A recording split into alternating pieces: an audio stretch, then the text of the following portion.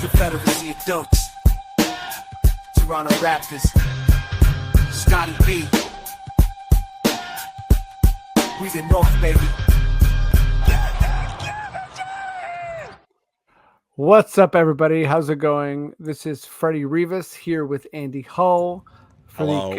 Hello. Hello, we are here. We are here for the Confederacy of Dunks basketball podcast on Raptors Republic with special guest. It's going to be all Olympics pod. Jonathan Chen from Raptors Republic and has done just incredible coverage of Team Canada for a long time now. Jonathan, how are you? I'm good, Freddie. Thanks for having me on the show. Always appreciate that. I'm just excited to talk Canada basketball. Yeah, I mean, like, is there anything that's more if you're a Canada sports fan, is there anything that's more exciting right now? Like, I would say certainly not.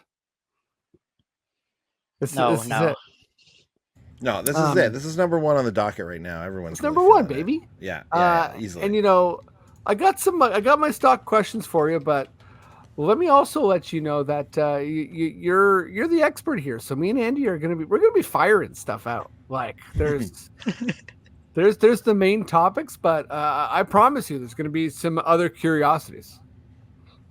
Yeah, sure. So, throw all the questions my way. And if there's any questions you don't know, we're gonna snap. We're absolutely gonna lose it. We're gonna lose it. Yeah, it's gonna be uncomfortable and weird. It's gonna be really uncomfortable. Okay, let's dive right in here. So, Jonathan, let's start with you. Obviously, there's been a bunch of exhibitions, but like I think let's focus on the Olympic prep exhibitions. How has the team looked so far? How we look so far in your opinion? I think we've looked like pretty solid. I think the televised exhibition games, because I know there was a couple like scrimmages or like closed door scrimmages, so like I don't know about what happened there, obviously, but I think it was a pretty solid win against France. And France is a good team with an interesting roster construction, but still a good, strong kind of national team. Yeah.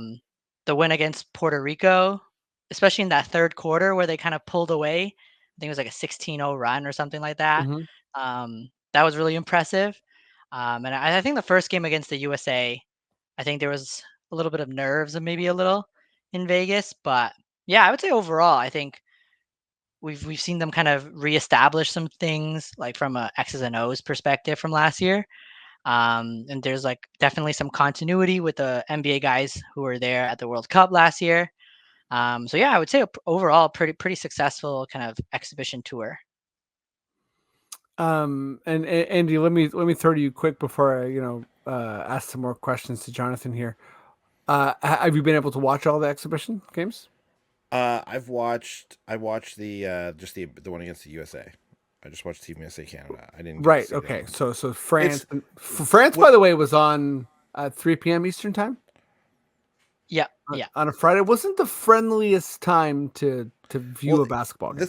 This is my thing. I didn't know the Team USA Team Canada one was even happening, except that I happened to be watching Summer League / the WNBA just earlier in the day, and then like one of the guys calling I think it was the Fever game, they were like, oh, and Canada USA has that tune-up game in Vegas tonight, and I was like, what? How did I not know about that? Yeah, heads up, Obama's going to be there too. He's going to dap exactly, and it's going to be huge. And I'm like, okay, this is embarrassing for me that I didn't know this. I'm on this basketball podcast every week, and then I'm like texting my other friends who are watching basketball, and they're like, what? They like, no one knew this game was happening, and now I guess that it happened, we're a little more in tune with the tune-up games or whatever. That now we kind of know that they're happening. But then the one against France is on at 3 in the afternoon, and I honestly didn't even know this Puerto Rico one happened until today. So like it's like Canada make a big deal about these games. I know they're not I know they're just exhibition games, they're tune-ups, but they're still very fun to watch. and they're gonna let us get to know the team for those people who aren't super familiar and who aren't big basketball fans to begin with. They're going to be when the Olympics start. So why not get them a little more involved in these exhibition games, man? That one against the U.S., yeah, the second half was like a tune-up game, our entire bench was playing, but like that first half was really fun to watch. Canada was right there. That first quarter, oh my god, the first quarter was incredible. Exactly. But like, anyways, Canada's national teams as a whole need to be better about this stuff, and that's kind of an evergreen statement. That's just been true. It sure is. And I think basketball fans, soccer fans, we live in a world where if it's not hockey or Scotty's Tissue sponsored curling, the you know what? Kudos to the curling people. Yeah, shout out to the curling. The curling people are pushing best marketers, it, man. Best marketers in the game. I know when Scotty's is happening. I know when the Briar's happening. You know what I mean? Yeah. I haven't watched a second of curling in my life. That's not true. I have watched some curling. But it's like I don't make it a point to watch it. You know what I mean? But I know when it's happening. It's all over the place. I dream about the Junior A tournament. The Junior A tournament? Oh, wait, what is it? The World Juniors? Shit. Okay, I fucked up. World Juniors, yeah. World Juniors, here you go. Well, again, I outed myself as a not. That's more of someone who doesn't watch that tournament on purpose. That's more of a TSN thing. I feel like because TSN's like, please, it's our only thing. Like they don't even promote Raptors as much as they do the World Juniors, which I guess we're in Canada. Yeah. Shame on them. Yeah, it sucks. Shame on them. It sucks. But yeah, I'll just say, like, for me watching the games, I was only able to watch the highlights of Puerto Rico, but I did watch USA and France live. I was like overall impressed. Like, I feel like the concept of this team is what I hoped it would be, like absolute stars at guard. Dylan Brooks and RJ really kind of like filling their roles and feeling emboldened in the team concept. And then also I quite like our glut of bigs. Like I think our bigs, everyone is very much like it's sort of like if you're a big on Team Canada, and please, anyone jump in, correct me if I'm wrong here, but it seems like our bigs are very much like we are role player type bigs.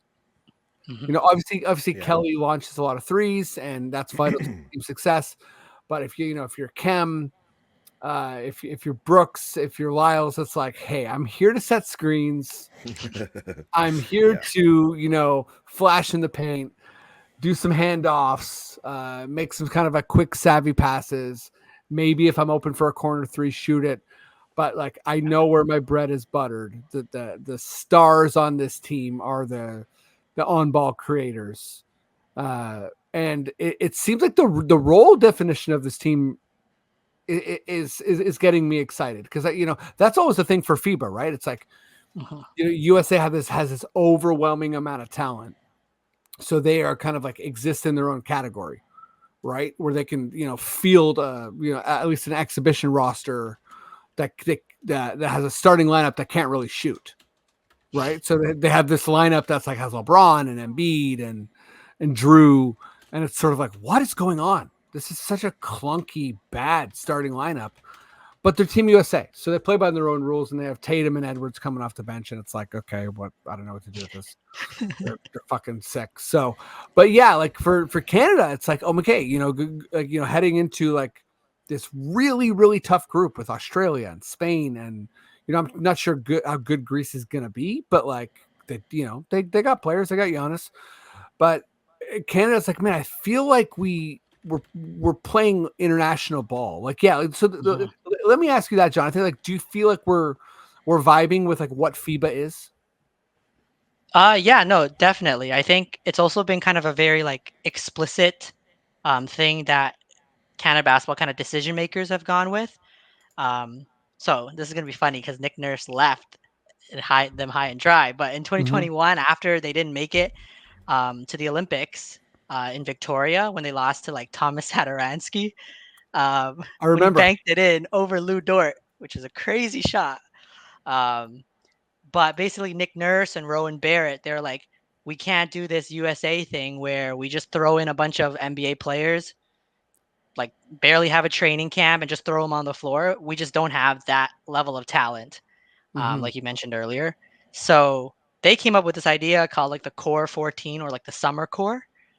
And the idea was that all of the 14 guys that had committed, I think 12 of them were NBA guys, and then it was like Zach Edey and Kevin Pangos was like a Euro pro. But they were like, okay, for the next 3 years, for the World Cup in 2023 and the Olympics in 2024, we're going to be committed to coming to training camp whenever necessary. And in return, you'll get like kind of like first dibs almost on like spots on the roster. And I think the whole point of that was to kind of build that continuity, get that role definition, build the chemistry, get guys familiar with each other's playing style. And I think, I think in the first quarter, at least against the US, you kind of saw that continuity click for Canada a lot faster. And they raced out to that huge start at the beginning. So yeah, no, I think like what you said is definitely 100% correct. And I think it's something that Canada basketball has been trying to build towards the last couple of years. And obviously they went away a little bit with the Olympics with adding like Trey Lyles, who wasn't in the core, adding Andrew Nemhard, who wasn't in the core. But I think at the end of the day, I think I think a lot of Canada basketball kind of people who follow it really closely definitely support this kind of core idea more than just throwing as many NBA players as we can who've never played with each other.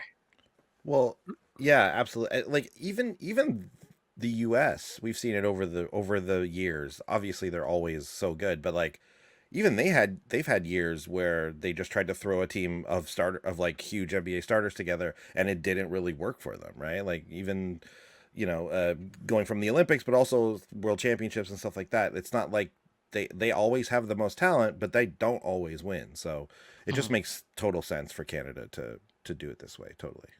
And yeah, we're talking exhibition, right? So who knows? But I feel like the world's still kind of rattled by the South Sudan USA game. Like, right. Sure, you can watch those highlights and be like, okay, we got some hot shooters. They underestimated South Sudan. There's not enough NBA players there, and they didn't know who they were playing against, et cetera, et cetera. But the world's coming. Unless you're like Team USA women's basketball, the world's coming for you. And, I think that obviously anyone in the right mind has to kind of like project a Team USA win here, but it's clunky. I mean, that's the word that keeps coming to mind here. Like, I don't know if it's the addition of Embiid, but like trying to find minutes for, I know we're talking about Team Canada, but like you're trying to find minutes for Bam, Embiid, and Anthony Davis this is a problem for them. And the talent is intense and the athleticism is intense. So maybe it's really not a problem. This is just kind of like a classic podcast talking point. But anyways, I like what we're doing. It's a good problem to have. Yeah. If it was our problem, I'd be like, sick. I'd be like, I got problems. Sick, bro. See you on the court. But let me do this. Just a fun burn of a question that I feel like you might know more about, Jonathan. But if you're Corey Joseph, are you lighting up Melvin Ejim's phone? Like, are you saying, what did you do that I didn't? Well, I mean, Melvin might say, I was at the World Cup last summer. Because Corey, I think he pulled out a camp with a back injury, I think. And Canada needed a backup point guard last summer. With I think it was Trey Bell-Haynes, who was like the Europe pro, who was the backup point guard and who kind of struggled as Canada went deeper into the tournament.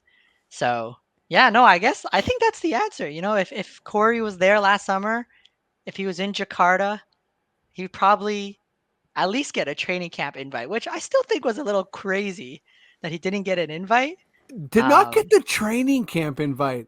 It's like, that is weird. And then his comments, like he was so hurt that I was kind of like, what am I missing here? Yeah, I'm not sure. I mean, I think for years, obviously, he's been kind of the lone NBA guy that's always answered the call. Yeah. And so, I mean, I think he's definitely kind of declined a lot, like on the court. Yeah.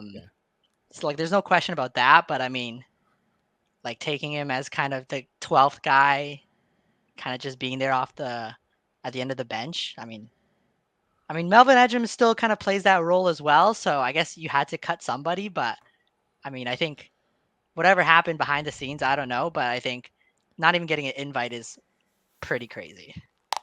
Corey Joseph is somewhere getting a laser tattoo removal of like a roots Canadian flag. Right? Yeah, he's like, I want you to take this. I want you to take this tattoo off my back. And I want you to replace it with Kendrick Lamar's face. Yeah. He's like, can you just put all the lyrics to Not Like Us? I know it's a long song. Look, and it's only it's only about one guy, but still. Yeah. Size 6 font. Let's go. I told you Jonathan was going to throw a lot of questions at you here that I didn't even plan for, but it hasn't seemed like a problem in exhibitions. But like, how do you feel about the shooting of this team? Yeah, I think, do we need Dylan Brooks to be hot? Like, is that? Do we need Kelly Olynyk to be hot from 3? Yeah, I think I don't have the numbers right now, but I remember last summer at the World Cup, it was pretty good. I think like low 40s or like really high 30s percentage wise. Yeah, I don't know what happens to Dylan Brooks when he plays FIBA basketball, because all of a sudden his offensive game expands. Like he has like He's plus so 10 good. attribute boost, and he's like doing off the dribble stuff too. I think opposing teams, their game plan might be, okay, let's just let Dylan Brooks shoot it, get the ball out of Shea's hands, get the ball out of Murray's hand. But like, if Dylan Brooks is hitting all these shots, like I don't know what you do at that point. But when I think the he shooting. bumped LeBron, I'm like, bless. That was so fun. Heritage moment. That was a pure heritage moment. Like after like getting shamed by him with the whole Memphis Lakers thing, to then be like many years later being like, fuck you. I'm like, yo, Dylan Brooks is so good. Sorry, Jonathan, interrupted. It also, I just thought that it's so fun to see a person repeatedly come at the king and miss, but still be so confident about it, you know? I love it.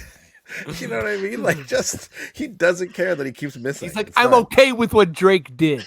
Like, whoa, dude. Yeah, but like, I mean, going back to the question, I guess like, I think our shooting is solid enough. RJ, bit of a streakier shooter. Dort's bit streaky as well. But I think Nikhil, Kelly Olynyk, Trey Lyles, like there's enough spacing, especially coming from like the front court. So I don't think that would be like a huge concern. But now that I think about it, actually, like one of the games they actually lost last year against Brazil, they shot terribly from 3. So I guess that's the one, concern is like these knockout games, or all of these games were really just like they're like a single game elimination almost. Especially when it comes to, I guess, like the round of 16 or like the quarterfinals and things like that. So like one bad shooting night, even if overall the percentages are like pretty good, like you could lose just based off of one bad shooting night. Yeah. Yeah. You I have a one question. Saturansky floater away. Exactly. So when I was watching that USA Canada, the tune-up, they really talked a lot about Zach Edey and how Canada is going to miss Zach Edey a lot in this tournament. And since then, and even before then, since we knew that he wasn't going to play, it feels like the Canadian media has been like, oh, well, but don't worry, guys, everything's fine. You know what I mean? Like, is that right? Just like Canadian optimism? Are like, how badly are we actually going to be missing him given the layout of this roster? Yeah. I mean, there's obviously nobody with Zach Edey's size on this roster, and that's an understatement. But I personally, like, I'm a really big fan of Zach Edey. And I've been a pretty big fan since I think like really his like sophomore season. Because he had played like a U19 tournament for Canada, and he finished as like an all-star 5, like first team all tournament. And there was like him. There's that like iconic photo of him, Wemby, and Chet, standing like side by side, and they're all like, and Wemby's like taller than everybody. Um, but yeah, so I think honestly, Zach Edey, he would have added a completely different kind of dimension to the team. We just don't really have that interior presence on the offensive end or the defensive end. Especially because like, also like there's no 3 in the key in FIBA, so like you could just park him in the paint, which is actually something that Nick Nurse did in some of the games that he coached with Edey, where he just played this zone where he just stuck Edey in the paint and he never left the paint.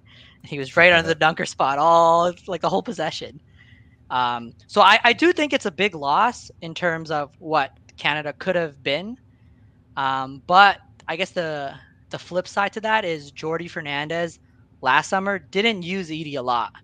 And kind of opted to go smaller, play more versatile, play quicker, be able to switch every ball screen. And so that's kind of been Jordi Fernandez's kind of MO almost. And I actually asked him about this at training camp, and he was like so coy. He was like, "Oh, I think versatility is better. I'm not saying we're always going to play small, but clearly he loves to play small." Um, so I think from that perspective, maybe Edey wouldn't have played a lot, just like last year at the World Cup.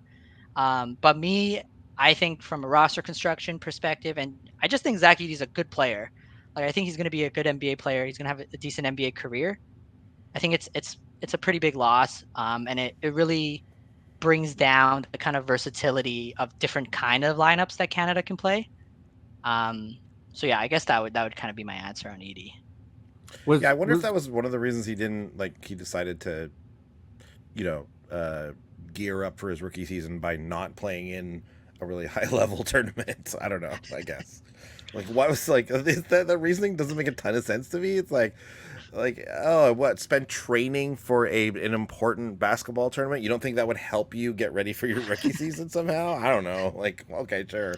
I feel like it's a rookie thing though. There's so many like rookies or first contract guys that just like don't end up playing. And correct me if I'm wrong, Jonathan, but are there any examples of a guy in their first contract being all in on Team Canada? I'm sure there is, but it seems like I know I feel like maybe RJ Barrett, but he was a really high draft. He was getting paid. But what about Shea and Murray? Were they all in first contract guys? Yeah, so Jamal actually hasn't played for the senior men's national team since 2015, the Pan Am Games, when before he actually went to college. So It's been a long time coming. Wow. Yeah. He's always been at training camp, and he's always said, "I'm going to commit to the core." But this is technically his first time playing for the senior men's national team. I saw him I saw Murray at Ryerson beat Team USA. It was fucking sick. Yeah, he went crazy in the fourth quarter and overtime. So good. Yeah, but Shea, similar thing to what you just said, Freddie. He didn't play on his first rookie contract. And for Shea, he played. He was actually on the team in 2016 that went to Manila as the last chance qualifying tournament that lost to France. He didn't play a lot, or I don't know if he actually played at all, but he was the last 12th man. And at the time, there was a lot of why are we bringing a 16-year-old kid? This doesn't make sense. Wow, really? But I think it was actually Rowan Barrett's decision actually to bring him as the 12th man back when Corey Joseph was leading the team. But yeah, so Shea also, yeah, exactly. But yeah, Shea hasn't hasn't played. Even RJ, I think the year he was drafted, it was the 2019 World Cup. And RJ also didn't play as well. So even RJ Barrett, whose dad is the big boss, I think so. I think most of the time, if you're a rookie, you're not gonna play. But I think in first contract, if you really push for it, I think you can play. I do know that, or this is something that Witter, who's a really big Canada basketball guy on Twitter, brought up. There's a lot of apparently there's a lot of insurance issues with Right. guys on their first contract, because like the idea I think is like you have to insure against like their lifetime or like their contract earnings, like their whole career earnings basically.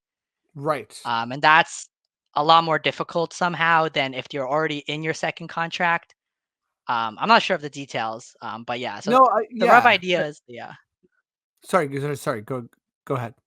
Yeah, no. So I was just gonna say, yeah, like the rough idea is like guys on their rookie contract, they don't play. Even like this year, Shaden Sharp, Ben Matherin, Leonard Miller, they're all Yeah, right. invited to camp, but like they weren't in the running to make the team or anything.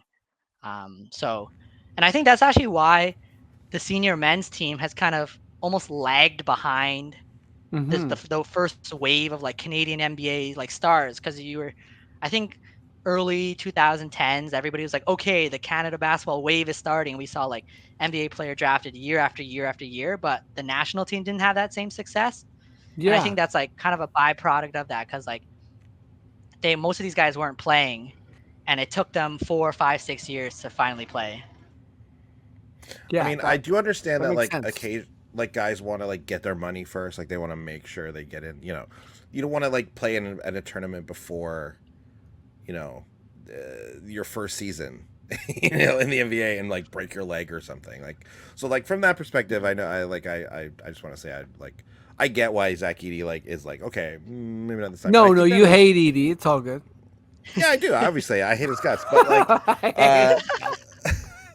but do you think like that's also got to be a part of the decision making? Like, they were talking about that like on the broadcast. I feel like at some point where rookies rarely get to make it anyways, but even then it's like, do they even really want to, right?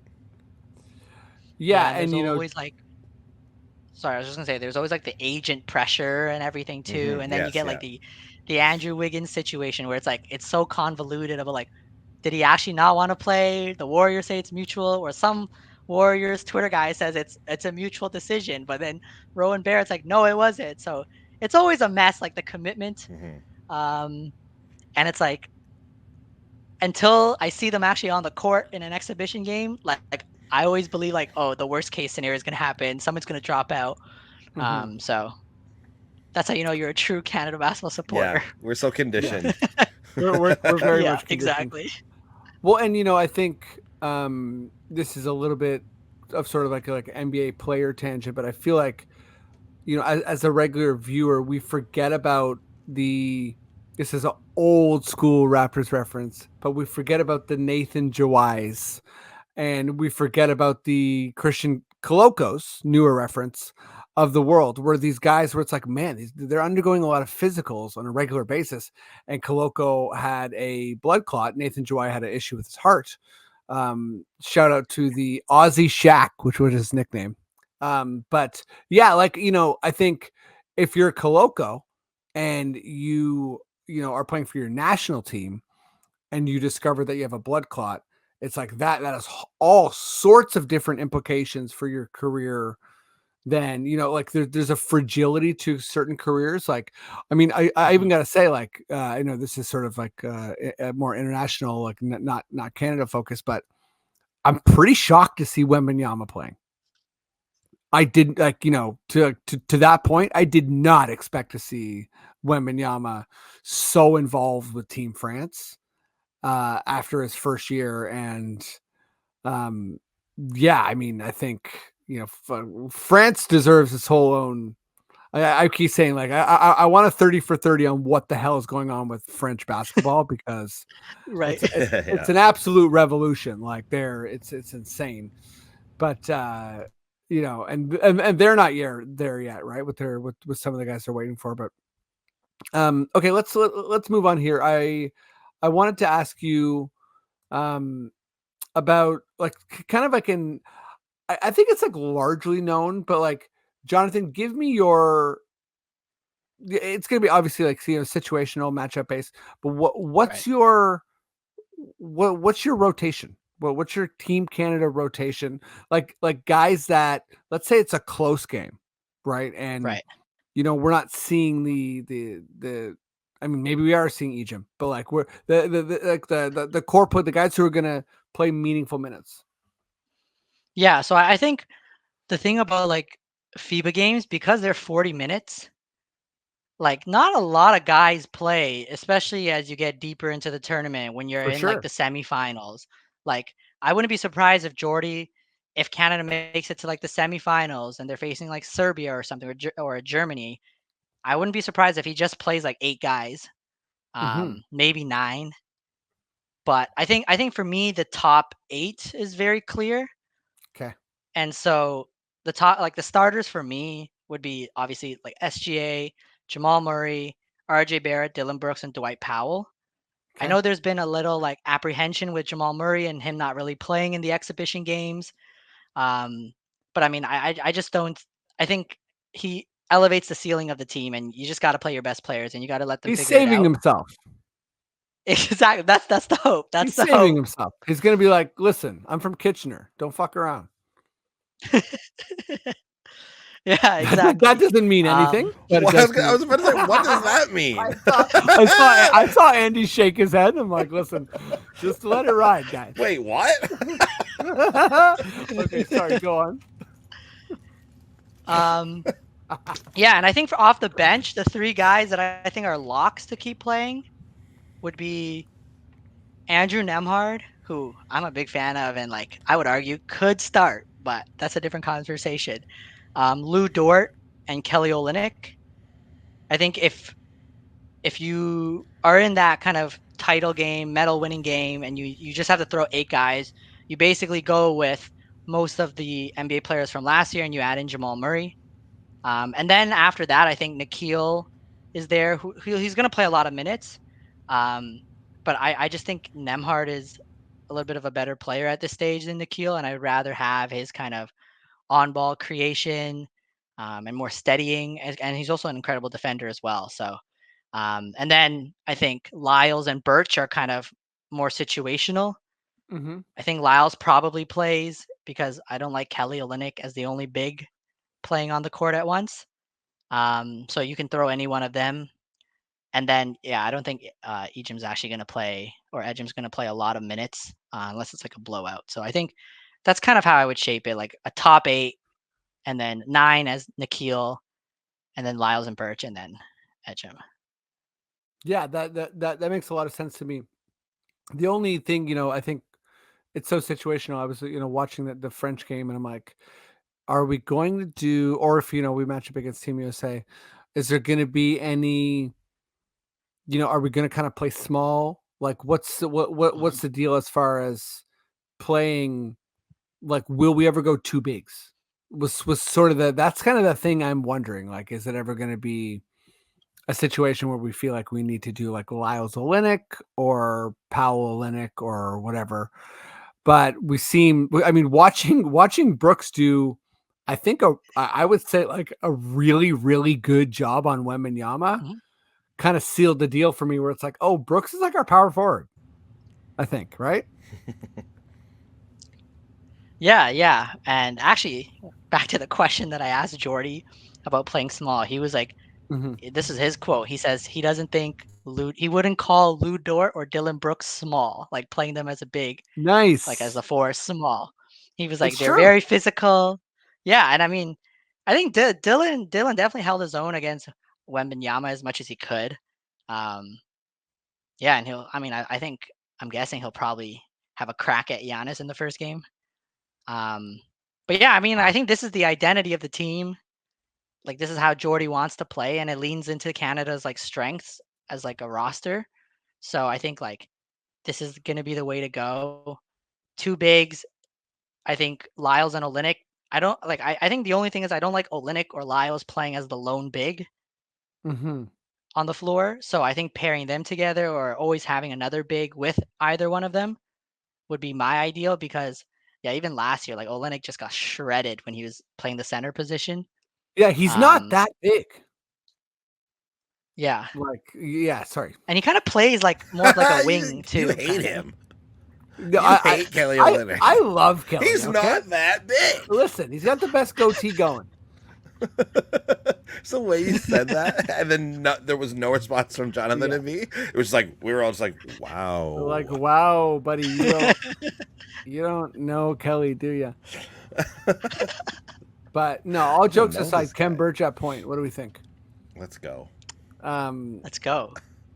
Yeah, go. I mean that's my only other question I guess to the both of you was sort of if there is shooting issues, how important is Alexander Walker? Like how important is a guy who is like because even Nemhard, right, is so explosive, but and he can do so much with the ball, but like is he willing? Who's willing to be the spot up shooters here? And I think that with Shea and Murray, you're gonna need guys that are like, I will park it in the corner, So Yeah, that's, yeah, no, and and I I think mean, I'm sure Nikhil. Nemhard would be, but yeah. No, I was just gonna add, like, I think Nikhil is like has that kind of same boost that FIBA Brooks has somehow. Mm-hmm. Because when he plays for Canada, I don't know what like happens, but like he just becomes like a gunner from three, and that was what happened last summer and even like 2021. So maybe I should give Nikhil a little more credit, but I think you're totally right. Like from just like purely like a spot up shooting perspective, Nikhil's probably better than Dort and Nemhard, and even Brooks in the NBA at least. But yeah, I mean, there's a lot of guards on this team. And so I think finding the minutes for all of them is going to be definitely a challenge. So maybe that's another reason Jordy wants to play small. Yeah, and I mean, I think we want to turn people over and get into the fast break, and we have a lot of fast break explosiveness. So that makes a lot of sense to me. This is before we move on a little bit here, but I'm just going to throw this question out here too. My snapshot assessment is that I can't believe I'm saying this, but the team for Canada to beat, so there's 12 teams, right? Really, really elite Yeah. tournament. 8 teams are going to advance to the the knockout stages, and I feel like all between Spain, Australia, and Canada, like Greece has got to be a big win. Like I know they have Giannis, but I feel like it's sort of like we got to like all those teams are going to want to pile the points on Greece. And am I wrong in that Australia is like the scariest team, or am I just totally underestimating Spain right now? Because Spain always is like a world class international team, but like the Boomers, they look really good. Yeah, no, I think I think I would agree with you in general. I think Australia kind of surprised me because I know they're kind of in like a transition period where they're going from like a Patty Mills led team, and he's incredible as a FIBA player, um, to more of like the younger, like Josh Giddey, Dyson Daniels led team more. Mm-hmm. And I mean, the fact like in the exhibition games, they've been a lot better than I think I expected. But I do think just based on like talent, I would say they're probably the biggest threat to Canada. Um, and then Spain, like I think Spain is always hard, like you mentioned, to like kind of evaluate beforehand because like they have such a good system. Their offense is beautiful to watch. They have a lot of Mm-hmm. continuity. They don't have the star power, so that's like another kind of program that's going through a transition period right now because they do have a lot of young players who are really good in the junior events. Um, but they don't have that kind of top level star power, and yet they pushed us to the brink at the World Cup. Mm-hmm. So I think for me, I would probably put kind of in the order that you said, probably go Australia, Spain, and Greece right now. Um, although I do think Greece kind of poses like an interesting challenge for Canada. Like obviously they're not as strong, even though they do have Giannis. They do have a lot of kind of EuroLeague players, um, and I think the main thing with them is they're really big. They play Giannis at the 4, and they start him at the 4. And then they have the former Kings draft pick. I think his name's like Papa Giannis. So they have Giannis and Papa Giannis in the front court, and he kind of plays like. So this is a bad player comp, but he kind of plays like Brooke Lopez. He's huge and he shoots threes, and he defends and he protects the rim. And so I think they also have really good point of attack defenders, Kalathis and Thomas Walcott. So they can kind of match up with SGA and Murray. So I think Greece is kind of an interesting matchup, but I do think that Spain and Greece are probably kind of in the same tier after Australia for me. Okay. All right. That makes me feel good. You know what I mean? I feel like Canada is looking pretty good. Andy, you know, I know me and you're sort of coming from the same place here, but like, how are you feeling about this group? Well, you know, I'd be happier if Greece had Thanasis. And sure. Quite frankly, I don't know why they don't. Yeah, big mistake on their part. This guy can make an NBA roster, but he can't make the Greek national team. For sure. And he's injured. He's injured bad, but like still like. Oh yeah, that's right. Why don't they bring him in? You know? I forgot about that. I forgot about his like crazy, devastating injury. He's got a horrible injury, but like really like, bad. Yeah, replace I your totally brother. forgot You're about older. that. I totally forgot. He's the older brother. Bring him in. You know, anytime I could bring up Thanasis, I always will, even if I haven't been paying attention to anything he's been doing in the last like 6 months. Even though I did definitely on this very program bring up the fact that he got super injured in like the last game of the season or something. Yeah. Anyway, sorry. What was the question? Yeah, the question is who's the MVP? Got to be Thanasis. 100% cheering from home. Love it. Yeah. No, what was the question? The question was how do you feel about this group? This Australia, Spain, Greece. Oh, Canada? Australia, Spain. For Canada, you know, like yeah. I think I mean, this is kind of true for all of the like other like almost like non-North American teams, I guess. The ones with not quite as many NBA players, but I feel like this is true for Australia specifically. I know that they have like a really tight group, right? Like they're really like a real chemistry team, and that's been their like strength over many different tournaments, over many different like through even different iterations of the team. That's like their national program is one that I feel like, I don't know if this is true, Jonathan, you probably know this, whether or not this is true or not, but I feel like Canada's looked to them and been like, why can't we do that? Like, why can't we be a team? This is now obviously I'm talking years ago, where it's like we have a couple good NBA guys. They have like one or two good NBA guys every year back then. Like, why can't we be this team that's like always threatening to win tournaments, you know, and stuff like that? So I feel like now that Canada, we're finally like up here where we're like, finally our NBA guys are playing for us and they're all good and all this. But the fact that Australia is still a threat, a serious threat, is so huge. Like, that's great. And obviously they've got some talented players there too, from the big league. But yeah, I think like I agree with you totally. They're the team that I when I see anything from them, it's like, oh, these guys are like they're locked in together as a group, and that's always what, you know, forever will always be super important in these national tournaments, because oftentimes it is just people thrown together. So yeah, and not to say Spain isn't.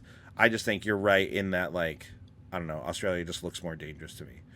And obviously Greece doesn't have Thanasis, so we're not even talking about that. They're in big trouble. They're in big time trouble. Yeah. Who's gonna lose the ball all by himself? You know what I mean? Anyways. Who's gonna sham God someone in a game? Thanasis. Okay. He's gonna come in with 10 seconds left in a massive blowout. I'm gonna keep this with you, Andy. This is also fresh off, you know, covering the WNBA All-Star game, but like, you know, 3-on-3, it's been around for a while. It's an Olympic event. I think, correct me if I'm wrong, this isn't the first time that it's an Olympic event either. And it makes me think, like, what's another basketball related potential Olympic event that could be entertaining for any reason? Silly answer is welcome. Okay, I do have an answer for this, and I think we transition to the Winter Olympics, because here's the thing about the Summer Olympics. Like, the Summer Olympics has like 300 events or something. Like, it's honestly like 331 or 4 events or something like that. Wow. And the Winter Olympics has like 102 or something. Yeah. So they're like, and some of them have guns. Oh yeah, exactly. Yeah. The best ones have guns. The biathlon. Some of them are like cook a meal, fire a gun. It's like, okay, dude, that's what I'm gonna say. I'm gonna say it's the new biathlon. It's cross country skiing, but then you stop to shoot threes. Right? I'd love to see some Norwegian ski their way through the hills and then stop and just hit trays. You know what I mean? It's not going to happen. So here comes Team Canada, uniquely positioned to dominate this new sport. Sure. We got snow, we got skis, we got basketball players. We can do it. Corey Joseph, get the skis on. I got the Olympic event for you, my man. Hey, don't make me say it. Jamal Murray, don't fuck with Kitchener. You know what I mean? We all know what that means. He's coming out, and then he'll say that, and then people will be like, "I don't understand, but you are dominating." So, and then he's like, on the skis, gone, hitting the tree, hitting. Yeah, so it's biathlon, but it's raining trays from beyond the arc. I love it. Then there'll be a lot of missed shots because they'll probably be wearing gloves. This is good. Yeah, it's cold. Yeah. Like, it's gonna be tough. Don't get me wrong. It'll be wet. But it'll be cold. Canada basketball. We know about playing basketball in the cold weather, man. It's good stuff. Okay, Jonathan, what's your Olympic basketball related event? Yeah. Now my answer, I wish I came up with a better one because I like the biathlon idea. It's better than mine. It's way better answer than mine. Not gonna lie. It's hard to beat Andy. I mean, I think I'll just go. Yeah, for sure. It's hard to beat Andy in the bullshit answer category. Yeah, it's pretty good. Yeah, so I guess I'll just go like a more conventional, less creative route. I'm just gonna go Summer Olympics. Just bring the dunk contest into the Summer Olympics. You could have it like cross like different sports, get some high jumpers in there. Oh, high jumpers would be sick. Yeah, I think that's what I would do. You know what I mean? Yeah, exactly. Yeah, big extend like the net by 30 Sorry, Freddie, can you do the pole vault face again? Okay, if you watch on YouTube, pole vault. The guy's just always falling. He's falling. He's always concerned about falling. Some slam ball compound fractures, Always. I think that's really good. Yeah, but that I guess that would be my answer. That's a great answer. Like seeing like an artful. I'm gonna shout out. We're talking Corey, so he's a Pickering Ajax guy. Played for the Pickering Trojans when I was playing for the Durham West Jaguars in the OBA. Absolutely 1,000 times better than I would ever be at basketball, clearly. But I used to be around, again, much younger, a guy named Justin Darlington, aka Just Fly, who's a professional dunker, never made it anywhere close to the NBA. But he's kind of like a Mac McClung style, like just total freak dunker. Like I could do all sorts of things that would just dominate a dunk competition. So I'm very into, bring in the, the acrobatics who are, they're working on dunks nonstop. I love it. We got the people cross country skiing, shooting trays. Both of these answers way better than mine. Here's my answer. They brought in breakdancing, right? Yes, they did. This is insane. I love it. Okay, they brought in breakdancing. I grew up on N1 mixtapes, and let me tell you, a lot of rules were broken. It didn't look a lot like basketball. Sometimes you would wonder even if the opposition were actors, because why are they playing along? But I want to see some. You're letting him spin the ball on his finger. Just right? take it. Well, it's like you're putting the ball in. You put and one mixtape. You're putting the ball in your shirt. You're smacking it around. Shirt. Yeah, it's in his shirt. That's not okay. That doesn't work. I want to see some N1 mixtape. Like, let's just get rid of the rim. That's what I'm saying. And I want to say, like, it's like this, almost like in the gymnast category. You get 2 minutes. Just show me your best dribble-based basketball tricks, and do it to music. And it's one of these sports that it's controversial because it's judged and the metrics aren't clear. But I think there's a lot of room for that in the Olympics. Scandal. Oh, certainly, yeah. So I want to see N1 mixtape, and I want to see like Belarus win. You know what I mean? Like Belarus has some guy that is like he fell a bunch, and then it's like he somehow wins the gold, and like I don't know, he didn't do much, but it's like you find out it's rigged. So I have a question. Sure. You really downplayed this one because I actually think this one is a very good answer. Okay, good. No, I love this one. So you're thinking of it as more like a floor exercise. Floor exercise, for sure. Right? So it's like it's pure. It's like floor exercise shows strength and like agility and all that, but it's also artistic. You're thinking the same thing. This is it's just got to have a basketball in there. Agility with a basketball and also be artistic. I think that's fantastic. I think that like here's the thing. You're spinning it. You can do a handstand on it. Whatever you got. Yeah. Man. Show me. So many things sound ridiculous until they're just in the Olympics. You know, for sure. We still laugh a bit at biathlon because it's like cross country skiing and then stopping and shooting. But like how ridiculous is it's a big heavy ball on a chain and you fucking spin around and whip it as far as you can. That's the hammer throw. That's a real sport in the Olympics. It's so stupid, but it's just an Olympic sport. Why can't that be an Olympic sport? You know what I'm on a tangent because I think of this all the time. Don't fuck with Kitchener. It's good stuff. This is what fucking with Kitchener gets you right here. None of this is ridiculous. A dunk competition in the Olympics, absolutely not ridiculous. My thing I said, stopping and shooting threes in the cold, that's not ridiculous at all. Not at all. It's basically biathlon. Your thing is it's wonderful. They basically do that. Artistic gymnastics, you can use a ball. And you can just do all the stuff with a ball. That already kind of is an Olympic sport. I'm so hyped up I smashed my mic with my hand.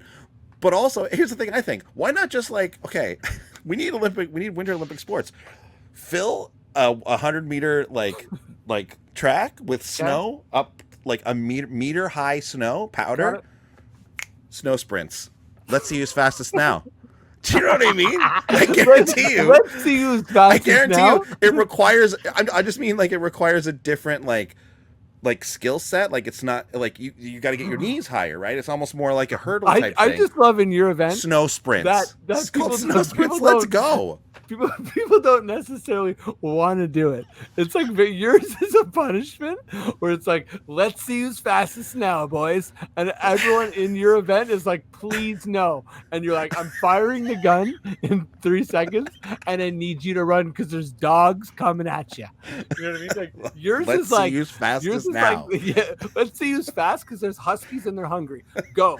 That's Bang. part of it. That's the whole. I love it. There's a guy chasing you. He's a maniac, and he's on a dog sled, and he can run in the snow fine. He's really good at running in the snow, so you better be too. Mine's more of a Hunger Games / Running Man type situation, I guess. My Olympics are far in the future, very dystopian vibe to them. But yeah. No, I truly believe all three of our answers break dancing is an Olympic sport. You know what I mean? Like, I love it. There's nothing wrong with that. So why not open the door, have a few more other ones? I love it. You're like, I break dance every weekend. I'm not judging. Did you know that they almost had esports in this Olympics? Yeah, bring it in. Yeah. I want to say it was whatever. The French Olympic Committee put it forward. They were like, can we have esports? And the Olympic Committee was like, not this year. But like they heavily considered it, which is nuts because League of Legends was almost an Olympic sport. You know what I mean? I love that. Anyways, I don't want to go too off on this tangent, but there you go. Well, yeah, let's wrap it up with this. Jonathan, I'll start with you because I feel like you're the authority here. Give me your gold medal, silver medal, bronze medal, final placements.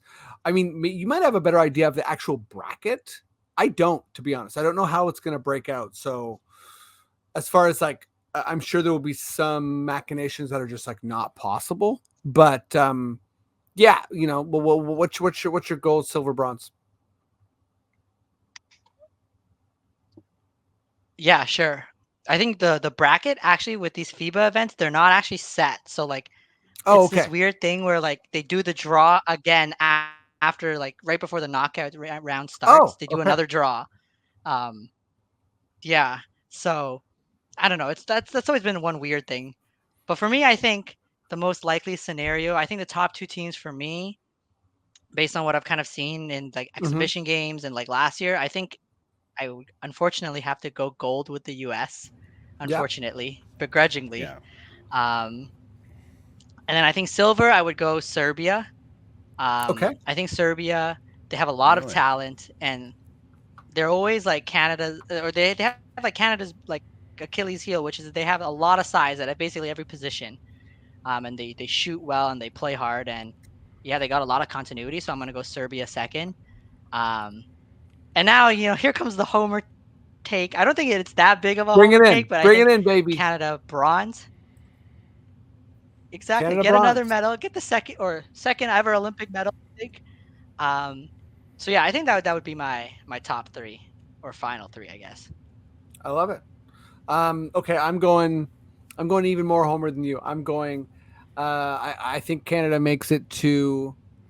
Here's my full take. I think Canada makes it to the gold medal game, and I don't think it's close because I think stylistically we're looking so good, but it just doesn't work out that well. So I think USA gold, Canada silver, and I'm sort of torn here. I think this is going to be like a bit of like a shocker.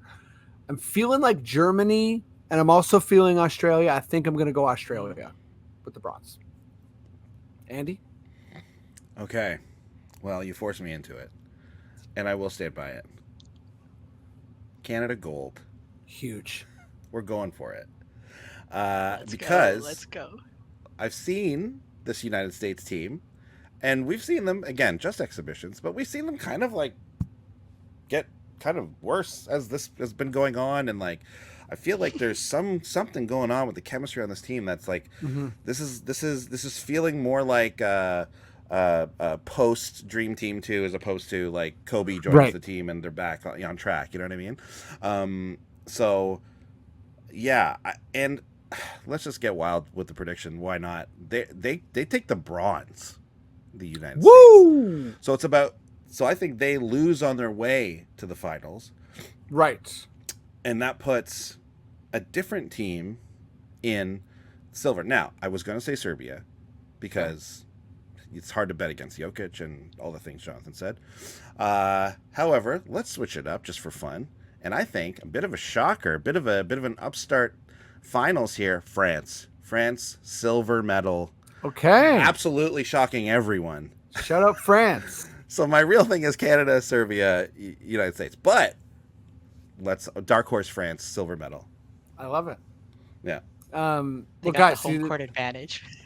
Yeah, exactly. They have the home court advantage. It's gonna help. Mbappe's there, playing, inspiring them with his speed. He's the ref. Yeah, exactly. It's like WWE. It's like, everyone's like, "This is wrong. It's like this is wrong." But it's cool. It's like when the British Bulldog was the ref when SummerSlam or whatever. Yeah, you got it. It's in London. Ken Shamrock's the referee. He's breaking everyone's ankles. Stop it, Ken. He's breaking their ankles. Stop it, Ken. There's Gerard Depardieu. Oh my God. Gerard Depardieu. Huge. I think he's like terribly disgraced right now. Like I don't think. Don't Google him.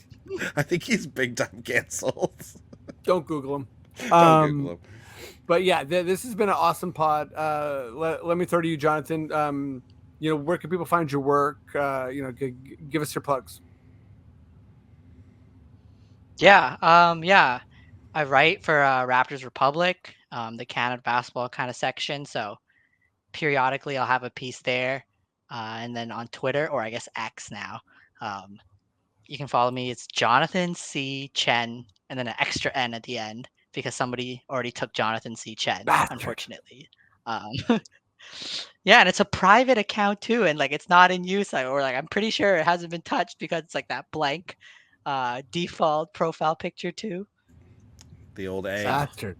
Anyway, Listen, that's where people can find me. Find Jonathan. Check out his work. He's incredible. I'm so happy to have you on, John. I've been following you for a long time, so it's a pleasure. I really, really appreciate the work you do, and I think like a lot of basketball fans, a lot of Raptors fans, I've been, it's like there's this Canadian dream, this Canadian basketball dream, and it's almost sort of like there's like a duality with the Canada soccer too, but like I think basketball is further along, and it's just really exciting. It's arriving on an international stage, in a sport that isn't hockey, right? So there's this added relevance and this added excitement, and you set it up so well, and you're such a good analyst. So I appreciate you being on the pod. Andy, what's up? Tell people about the trivia. What's going on? Yeah, the triv's always happening. If you're listening to this on the day it comes out, it's this week, Monday, Smith House. Also, I'm doing one next week as well. Wednesday, the 31st? The 31st of July, Smith House on College McCall. I'm going to make it all NBA trivia. I think it's going to be a basketball trivia night. And so anyone listening to the pod wants to come down, test your knowledge, win some prizes, win like a bunch of credit at the bar, come down, do it. And if like, I might switch it up to be sports, but I'm saying it right now, it's going to be a basketball trivia night. So bring your friends, bring your basketball heads, and come down and win some stuff. And then August 9th, I'll be at Comedy Bar doing Catch 23 with my man Brendan Halloran, who co-hosted here for a while. And just in general, I mean, check out Comedy Bar Danforth. They got great shows running out there all the time.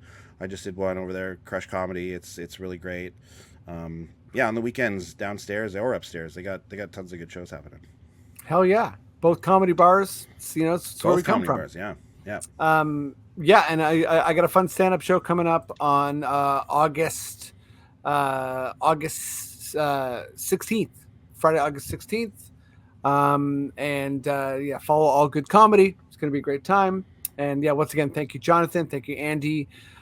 Subscribe to Raptors Republic. Follow Raptors Republic. I will also plug me and Catherine, our podcast, to Pick Up WNBA Pod. We just joined YouTube like old ass bastards. So find us to Pick Up WNBA Pod 1050. Subscribe and get in there. And thanks, everybody. See you next week.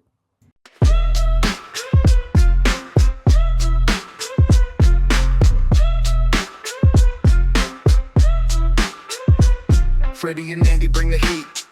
Toronto vibe always on the beat. Confederacy of dunks, no defeat. Basketball talk real, never sweet. In the booth breaking news and hype. Every episode another type. Insight deep, fresh and right. Podcast lit like a beacon light.